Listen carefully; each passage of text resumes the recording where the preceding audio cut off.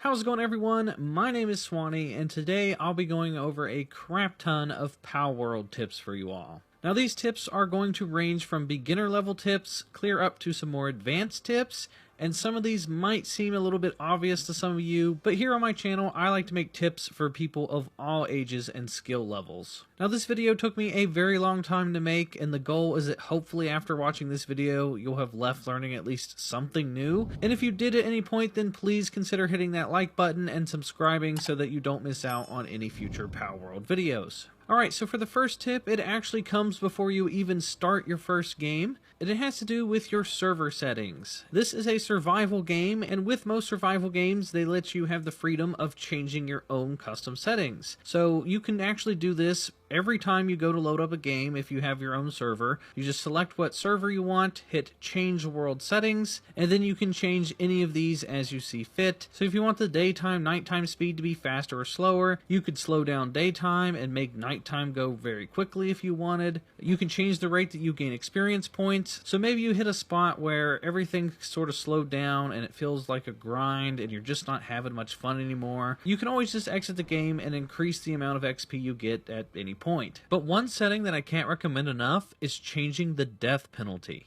Now, by default, it's set so that you drop all of your items on death, meaning that every time that you die, if you want to get your loot back, you have to physically travel all the way back to the location that you died. Now, I've been playing mostly on the Xbox Game Pass version, and it's been crashing constantly. Like, this game had a pretty rough launch. It's pretty buggy. And with the amount of times that I've crashed, I know yesterday, me and my friends were all playing together, I crashed, I think, 12 to 13 times and just throughout the entire day. I mean, that's a lot of crashing. So if you're in the middle of a fight and you crash or you just get kicked out of the server, you know, you're going to die and it's not even your fault. So turning this off just saved us a ton of headache, and we were having a lot more fun. So next up, one of the first things that I recommend you guys do is build yourself a glider ASAP. Trust me, like, I went a couple hours before I even thought to make a glider, and your life completely changes in this game once you get the glider. Because the gliders are useful for a number of different things. Like, one, you can obviously glide from place to place. That's useful. Two, you can pull out the glider at the last second and stop yourself from taking fall damage. So that's always a huge plus when you're out exploring and climbing mountains and stuff. And three, it's actually pretty useful to help you dodge and avoid attacks during combat. Like, you can always just spam the jump button and you'll briefly pull out the glider, which will kind of help you dodge and get out of the way. And since we're talking about combat, my next tip is to build yourself a shield as soon as possible. Because I went multiple hours into the game before I even thought to build a shield. I unlocked it in my technology tab and then I kind of forgot about it. But if you don't have yourself a shield, you're going to be finding yourself dying left and right. But if you do have a shield, it is going to save your life so many times. Just trust me, especially in boss fights, the boss will just completely take out your shield, but it will leave your health still intact. So when I'm in a boss fight, depending on the arena, I'll like pop my head out, take a couple shots at the boss, it'll damage my shields, and then I'll go hide and wait for my shields to recharge. And as you progress through the game, there are multiple variations of this shield, so every time you unlock a new variation, I highly recommend you upgrade your shield. Trust me, it's going to make a big difference. And don't be like me and go 7 or 8 hours into your playthrough wondering why you're dying all the time, and then realizing that, you know, you don't have a shield equipped. So next up, you have yourself a shield and you have yourself a glider. You've gotten pretty good at dodging attacks with the glider, but now let's talk about the dodge button. Well, you actually have a dodge or a roll, and this is really handy in combat. Anytime you see an enemy launching an attack at you, make sure to hit the B button and roll out of the way. Plus, if you lock onto your target and then hit the dodge button, you're going to have a lot more control out of your dodges. And you can even do front flips and back flips. So the next tip is that when you're starting off in your playthrough, I recommend you go around and find as many of the fast travel points as possible. This map is absolutely massive, and trust me, you're not going to want to walk or use a ground mount to get around everywhere. So I recommend, one, that you find yourself a flyer. That should be close to the top of things on your to-do list, because getting a flyer is going to just help you get around just way faster. So get yourself a flying POW, and then I recommend you get yourself up as high as possible. Because with the graphics in this game, I don't know if this is something that's going to get patched out in the future, but when you're up high, there's like no cloud effects and there's no like fog or anything. and you can see everything clear as day. So when you fly up high, you can easily spot fast travel points out in the distance, you can spot treasures, you can spot the effigies, and getting this bird's eye view is going to unlock just so many collectibles for you guys, especially at nighttime. Now, you wouldn't think that flying around at night you would actually see more than you would at the daytime, but it kind of works as like a night vision. Like, all of the collectibles and stuff are actually lit up and everything else is like pitch black. So I found it was actually easier to go around getting collectibles at nighttime flying around on my mount. And if you're a player like me where you like to turn off the death penalty so you don't have to worry about going and finding your loot every time you die, you can actually use that to your advantage to help you discover new locations. Early on in my playthrough, since there was no death penalty, I would sometimes kill myself on purpose, because when you die, it gives you the option to spawn in multiple random locations throughout the map. And all these different spawn locations are going to have fast travel points located nearby. So when you die, you don't lose any of your loot, you don't lose any of your pals, so you could basically just teleport anywhere you want, pull out your POW, and then ride them to the nearest fast travel point, and then boom, you just saved yourself a ton of time and effort. So turn off the death penalty, let yourself die, spawn somewhere you haven't been before, and then pick up the fast travel point. And while you're out on your travels looking for different fast travel points, keep an eye up here on your compass, because it's always going to point you in the direction of the nearest fast travel location. So the next tip is that while you're out scouting on your flyer, if you're up really high and your mount runs out of stamina and you know that you're just about to make it to whatever your destination is, you can always just bail from your mount and then pull out your glider in midair, and then, you know, you have a fresh new stamina bar and you can glide the rest of the way. So next up, you may or may not have come across these effigies that are scattered throughout the entire map. Now, these are extremely important, because if you didn't know, you can take these to these statues that are scattered throughout the lands, or if you have enough ancient technology, you can craft yourself one of these and store it at your base. But at these statues, this is where you level up your individual pals, but it's also where you level up your character to increase your catching skill. So treat the effigies as if they are the most important currency in the entire game, because they probably are. And having the ability to capture the high-level creatures is going to be essential for the late-game content.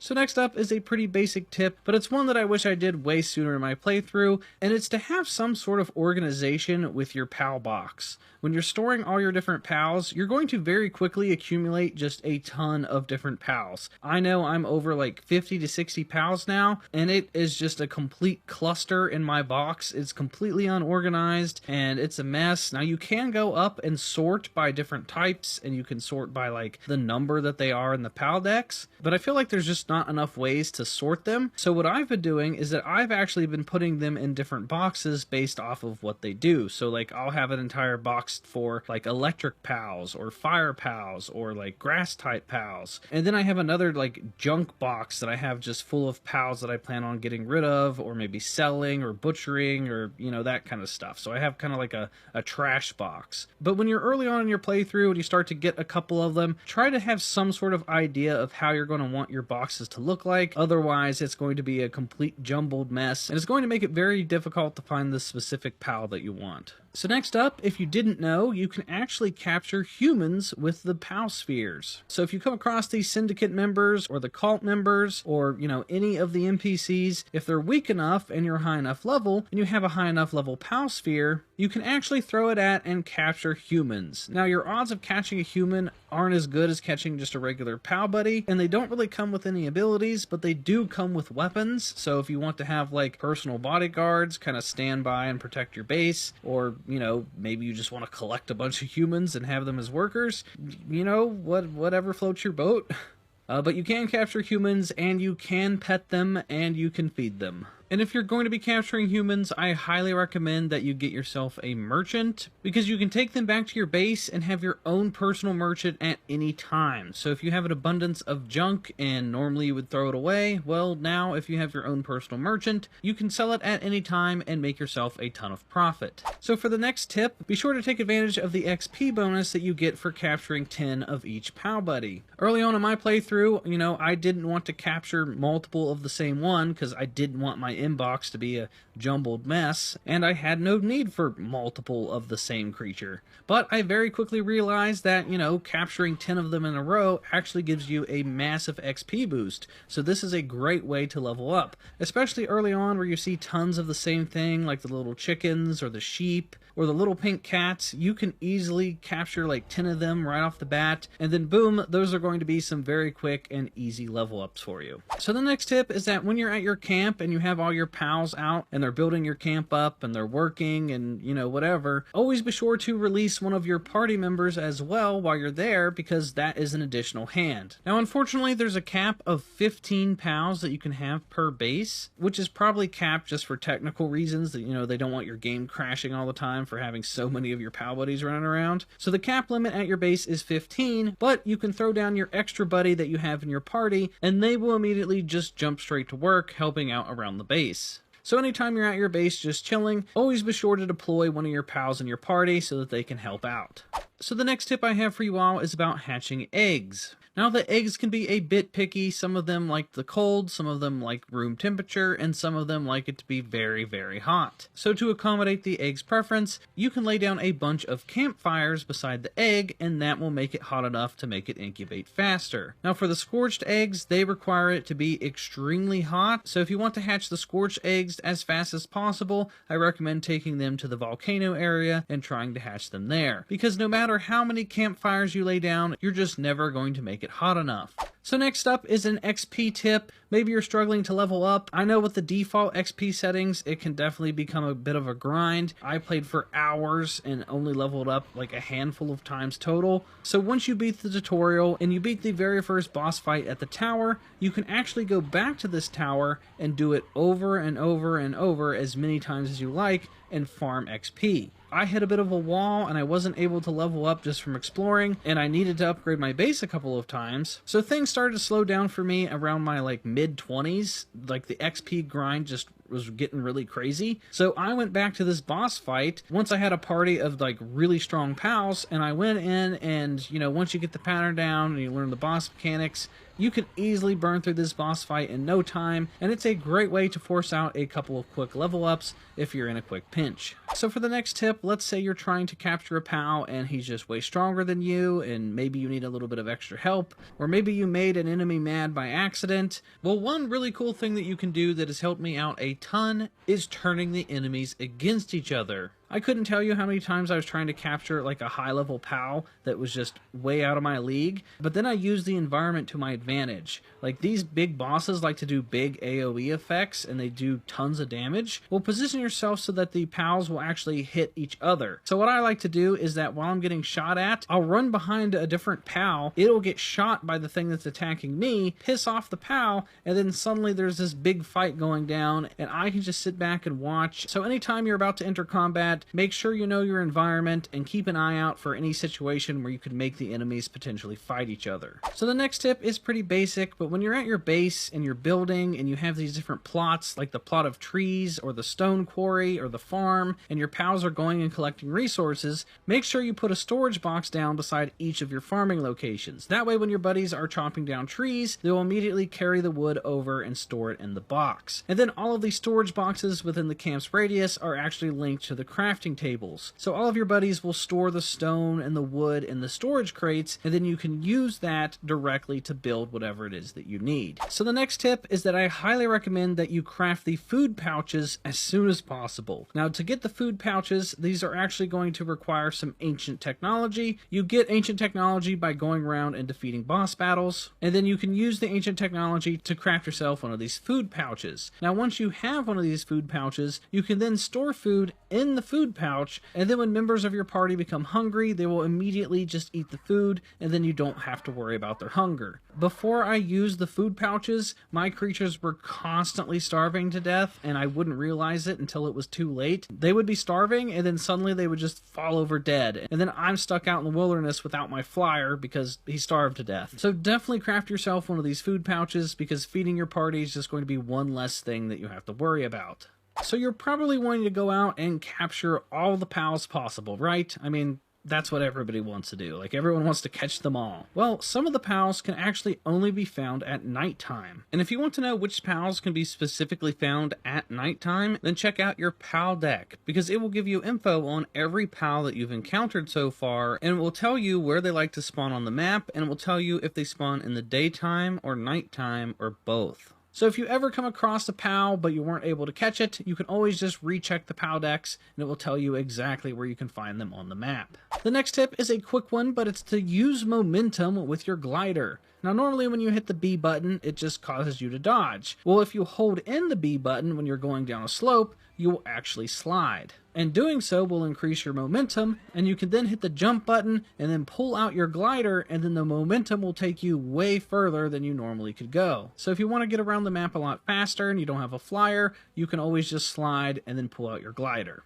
So the next tip is that all of your pals actually share XP. So you can have 5 pals total in your party, and all of them are going to get XP every time you do something. So if you pick up an object or if you get a kill, that's going to give XP to everybody. So if you hatch an egg and it becomes level 1, you can easily just slap it into your party, go farm some XP, go do a boss fight or something, and then that level 1 is going to immediately shoot up to be basically the same level as all of your other pal buddies. Just take a look here. I was playing on this server with boosted settings, and I did just one boss encounter, and my pal immediately just shot straight up to the same level as everybody else. So for the next tip, if you find yourself in the dark without a torch or a lantern, just throw down a pal that is a fire type, and they will light up the area for you. So when I go around in dark caves, I like to pull out my little fox, and you know, he lights up the whole room for me and I can see. So next up, when you're chilling at your base and you're farming resources, and maybe you just cut too much wood or you have too much stone in your inventory and you're over encumbered and you can't move. Well, if you have the grapple hook unlocked, which you get with ancient technology, the grapple hook will actually pull you if you're over encumbered. So if you're chopping wood, for example, and you want to take it to a nearby chest, but you're over encumbered, just use your grapple hook and it will slingshot you over to whatever you're aiming at. So next up, don't forget that you can aim your weapons while you're on your mounts. So I was playing for the longest time and I was just using my mount's abilities, and I didn't realize that you can actually still cycle through your weapons and then you can select whatever and use it. So if you have a bow or a rifle or a pistol, you can actually pull out the pistol and, you know, shoot while you're on your mount. So you can use your mount's abilities and you can help them with weapon support at the same time. So I personally like to use all of the abilities, and then while the abilities are on cooldown, that's when I pull out my weapon and I do some damage. So the next tip involves dungeons. Now there are a ton of dungeons scattered throughout the lands. They don't show up on your maps, they're just sort of there and you have to go out and find them. But these dungeons provide a great opportunity to farm resources and to farm different creatures. And normally inside of the dungeons you will find a lot of the syndicate soldiers, and these soldiers will all drop ammo. So if you're ever low on ammo, you can just go in a cave and continuously just kill all the soldiers, and that is a great way to farm up ammo instead of manually making it yourself. And then when you get to the very end of the dungeon, this is where a random boss fight is going to spawn, and this is where you're going to find a bigger, beefier, stronger version of a PAL. And the cool thing is that you can farm these for whatever creature you want. So if you go into the boss room and you see it's a PAL that you just have no interest in, what you can do is turn around and leave the room, go back into the previous room before the boss encounter, and then turn back around and go back into the boss room, and it will refresh the boss fight, and you will have a completely different boss encounter. So you can just keep doing this over and over and over until you get the variation that you want to capture. So the next tip is just a really good base building location. When I was exploring for a second base location, I needed a lot of ore and I needed a lot of coal. And the location I found on top of this hill has both, which is perfect. So I highly recommend this spot right here. This is where I built my second base, and I turned it basically into a mine. Like the ore will keep respawning and your pals will just keep mining it. And mid to late game stuff where you need tons and tons of ingots, like you need ingots for ammo and you need them for weapons and buildings, and you're going to need so many ingots, this is a perfect spot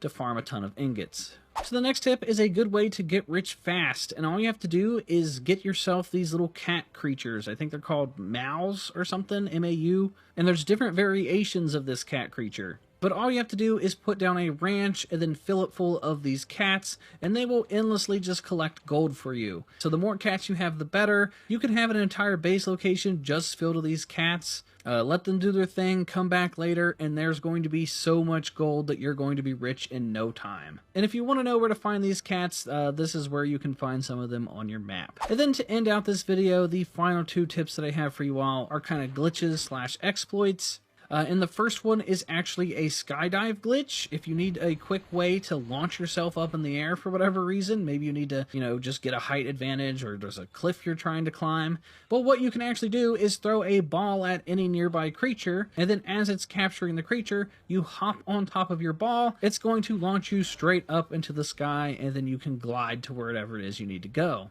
So I don't know why it does this, but yeah, if you need a quick way to get launched up in the air, just capture any nearby creature and jump on top of the ball. And then for the final tip in today's video is a bit of a duplication glitch. So at any point, maybe you want to duplicate resources. I myself was duplicating iron ingots because I needed so many iron ingots. What you have to do is be in your base, and you want to head to the very end radius of the base where you see the blue circle. Walk to the very end of the circle, and then you want to build any item in your inventory, and you want to place it right outside of the circle. So what you want to do next is simultaneously walk outside of the circle and hit the place down button at the same time. You will then place the object outside of your base, but it won't cost any resources. So you can then break down the object, and those resources will get refunded back to your inventory. Now, it might take you a little bit of practice. It took me a while to get the hang of it, but it does work, and it works with any object. So bigger costing objects are going to be better to do this with. I recommend putting a chest nearby too, so you can store the resources. But if you build something really big and it costs like 100 stone or 100 ore or whatever, and then you place it out of bounds, you can then blow it up and get all those resources back. So it's just an endless duplication glitch. You can do this with pretty much every item that I tested it on. And it's a great way to get yourself unlimited resources if you don't want to go out and farm them. So that is going to do it for all the tips in today's video. Hopefully you guys learned something new, and if you did, then please consider giving this video a thumbs up. It's greatly appreciated. I have a ton of Palworld videos planned for the future, so if you don't want to miss out on any future videos, then be sure to hit the subscribe button and hit the bell for notifications. And that is going to do it for me, guys, and I will talk to you all in the next video.